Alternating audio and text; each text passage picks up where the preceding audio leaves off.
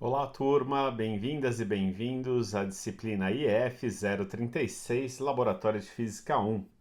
Estamos na unidade 2 e eu sou o professor Hélio Molizani.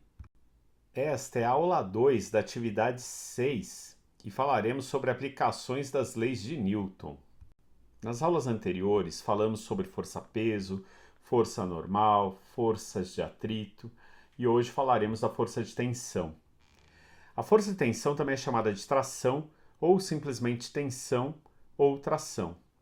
E é uma força que é transmitida em cabos, cordas, fios, correntes, quando aplicamos forças opostas em suas extremidades.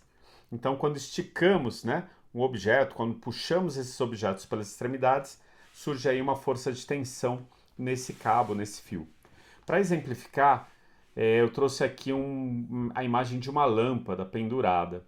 Essa lâmpada, então, ela está presa ao teto e existe um cabo que segura aqui a lâmpada.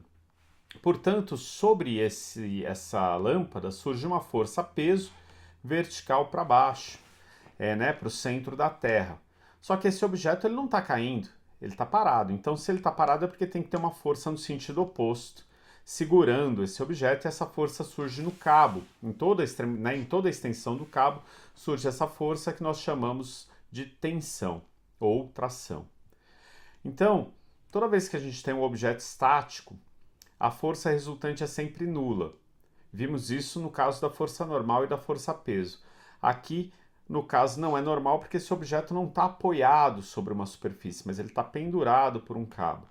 Então, nós podemos falar que, lembrando a segunda lei de Newton, a força resultante é o produto da massa pela aceleração. Nessa situação, o objeto está parado, então a aceleração dele é nula, portanto, a resultante das forças é zero. Afinal, é isso, o objeto não se mexe.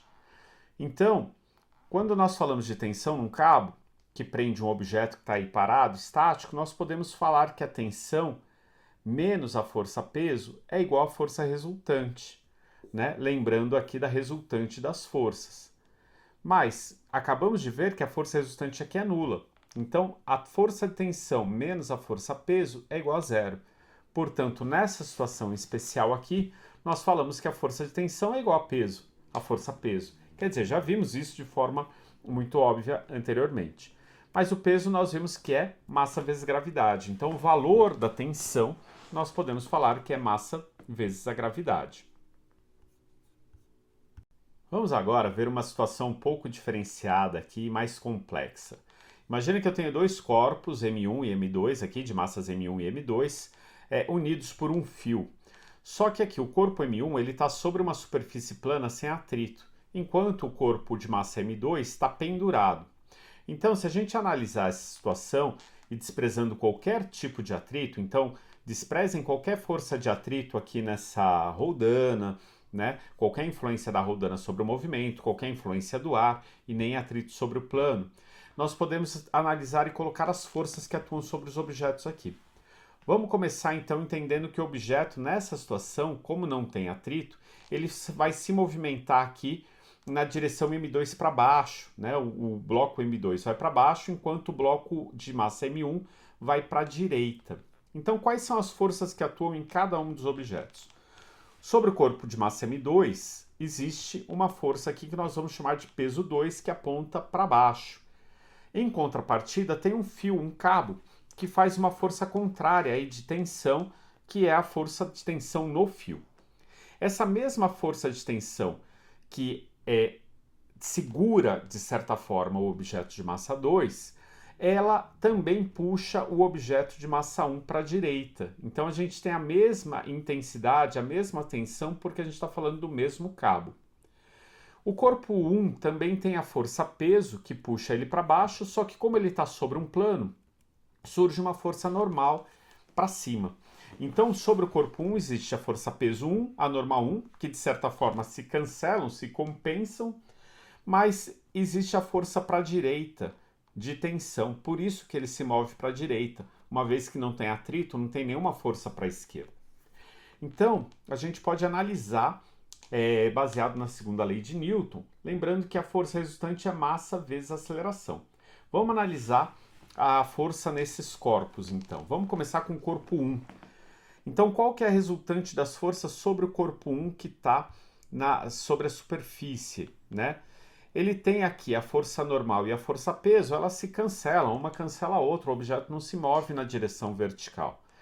Então ele se move apenas na direção horizontal para a direita. Então a gente pode falar que a força de tensão é a massa desse objeto vezes a aceleração. Veja que a gente está analisando o objeto 1. Para o corpo 2, a gente vai ver o quê? O objeto se move para baixo. Então a força peso 2 é maior que a força de tensão, porque senão ele não se movimentaria para baixo. Nessa situação, então, a gente fala que o peso 2 menos a força de tensão é a massa do bloco 2 vezes a aceleração. Estamos analisando só ele aqui. Falamos na aula anterior que peso é massa vezes gravidade, então a gente também pode escrever essa equação como massa 2 vezes gravidade menos a tensão é massa 2 vezes a aceleração. Perceba que esse objeto não cai livremente, então a aceleração do corpo não é a aceleração da gravidade, não é uma queda livre.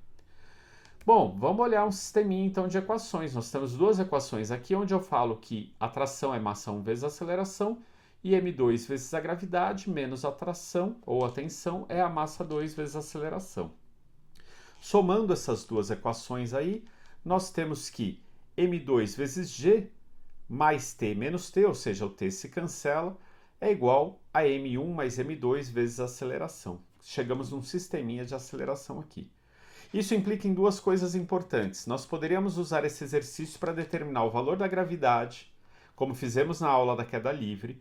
Então eu poderia falar que a gravidade é a massa do objeto 1, que está sobre a mesa, mais a massa do objeto 2, que está pendurado, vezes a aceleração deles, dividido pela massa 2. Ou a gente poderia descobrir a aceleração dos objetos, falando que a aceleração é a massa 2 vezes a gravidade dividido pela soma das massas. Essas duas equaçõezinhas aqui a gente pode usar então ou para determinar a aceleração dos corpos, se eu souber a gravidade, ou para determinar a gravidade, se eu souber a aceleração dos corpos. Mas como nem tudo são flores, vamos complicar um pouquinho mais a nossa situação. Vamos para um mundo um pouco mais real, onde nós vamos falar que o plano tem atrito. Veja que eu ainda estou sendo bonzinho com vocês e a gente não está falando de forças de atrito na roldana ou forças de atrito do ar. Nessa situação, então, a gente tem a mesma sequência. Vamos supor que o atrito aqui não é suficiente para segurar o bloco, mas para atrapalhar o movimento.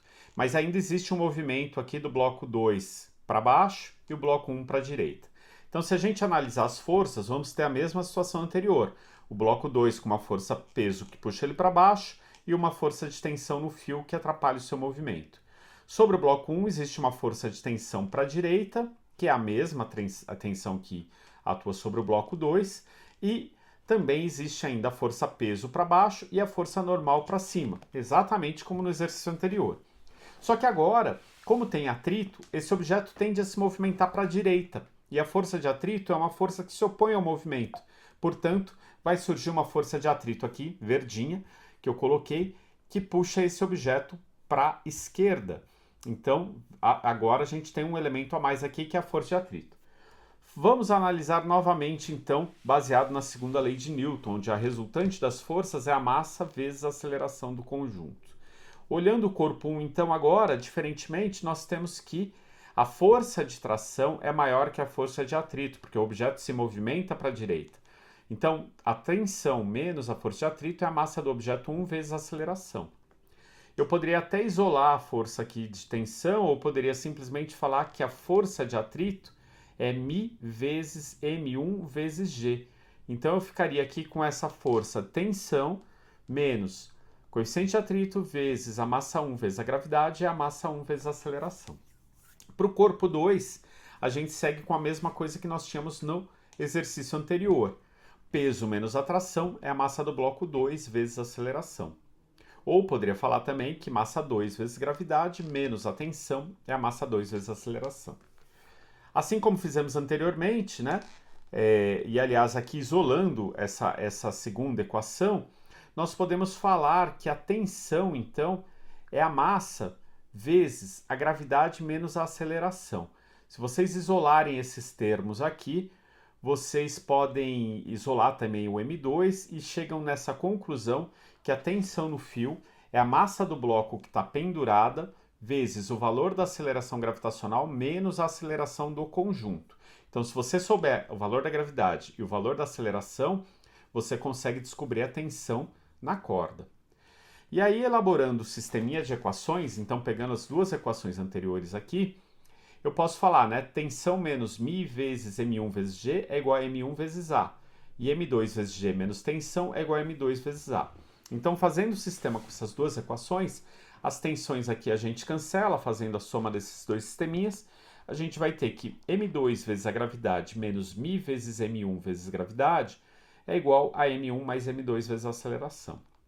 Dessa maneira, então, a gente pode trabalhar um pouco com esses elementos, isolando aqui, né, o μ para poder achar o coeficiente de atrito. Fazendo esse sistema, trabalhando com a matemática aqui, isolando o coeficiente de atrito, nós vamos chegar a esse resultado. O coeficiente de atrito é a massa 2 vezes a gravidade, massa de quem está pendurado vezes a gravidade, menos. Aí é que tem que fazer separado. A soma das duas massas vezes a aceleração do sistema, e tudo isso dividido pela massa 1 vezes o valor da gravidade. Então, se nós fizermos, né, isolando esse sistema, eu consigo achar também o coeficiente de atrito desse plano. Então, aqui, vejam, a gente tem uma equação para calcular a tração e uma equação para calcular coeficiente de atrito, quando, obviamente, existe atrito no plano inclinado. Isso, pessoal, vai ser fundamental e é o que vocês vão usar para a atividade experimental que nós iremos fazer. Na próxima aula eu vou falar sobre isso. E chegamos ao fim de mais uma aula. Hoje vimos um exemplo de aplicação das leis de Newton para determinar a força de tensão ou a força de tração no fio que une dois blocos, sendo que um bloco estava penduradinho e o outro apoiado sobre uma superfície plana. Vimos duas situações diferentes, uma onde o plano tinha atrito e outra onde o plano não tem atrito. Com este exemplo, você já consegue executar a sexta e penúltima atividade experimental da disciplina. Falaremos sobre ela na próxima aula.